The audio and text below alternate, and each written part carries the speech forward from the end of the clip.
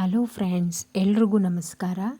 ಇವತ್ತು ಎಲೆಕೋಸಿಂದ ಒಂದು ರುಚಿಕರವಾದಂತಹ ಮತ್ತು ತುಂಬ ಸಿಂಪಲ್ಲಾಗಿ ಮಾಡುವಂಥ ಪಲ್ಯ ನೋಡೋಣ. ಇಲ್ಲಿ ನಾನು ಎಣ್ಣೆ ಇಟ್ಕೊಂಡಿದ್ದೀನಿ. ಏನೇನು ಇಂಗ್ರೀಡಿಯೆಂಟ್ಸ್ ಐಟಮ್ಸ್ ಬೇಕು ಇದಕ್ಕೆ ಅಂದರೆ ಸಾಸಿವೆ, ಕಡಲೆಬೇಳೆ, ಉಪ್ಪು, ಈರುಳ್ಳಿ, ಹಸಿಮೆಣಸಿನ್ಕಾಯಿ.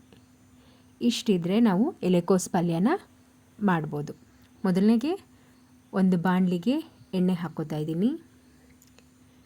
ಎಣ್ಣೆ ಕಾದ ಮೇಲೆ ಇದಕ್ಕೆ ಸಾಸಿವೆ ಹಾಕ್ಕೋಬೇಕು.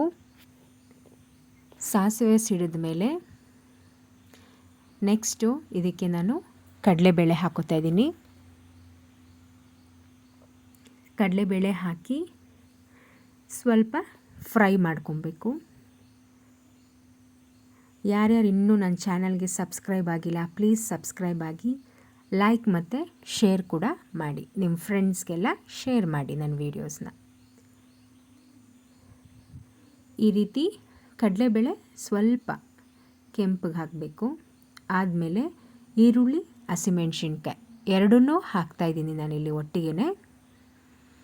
ಈಗ ಈರುಳ್ಳಿ ಮತ್ತು ಹಸಿಮೆಣಸಿನ್ಕಾಯಿ ಎರಡನ್ನೂ ಹಾಕಿದ್ಮೇಲೆ ಚೆನ್ನಾಗಿ ಫ್ರೈ ಮಾಡ್ಕೋಬೇಕು. ಈರುಳ್ಳಿ ಸ್ವಲ್ಪ ಬ್ರೌನ್ ಕಲರ್ ಆಗೋ ತನಕ ಚೆನ್ನಾಗಿ ಫ್ರೈ ಮಾಡ್ಕೊಳ್ಳಿ. ನೆಕ್ಸ್ಟು ಈಗ ಸಣ್ಣದಾಗಿ ಹೆಚ್ಚಿಟ್ಕೊಂಡಿರೋಂಥ ಎಲೆಕೋಸನ್ನ ಹಾಕ್ತಾಯಿದ್ದೀನಿ.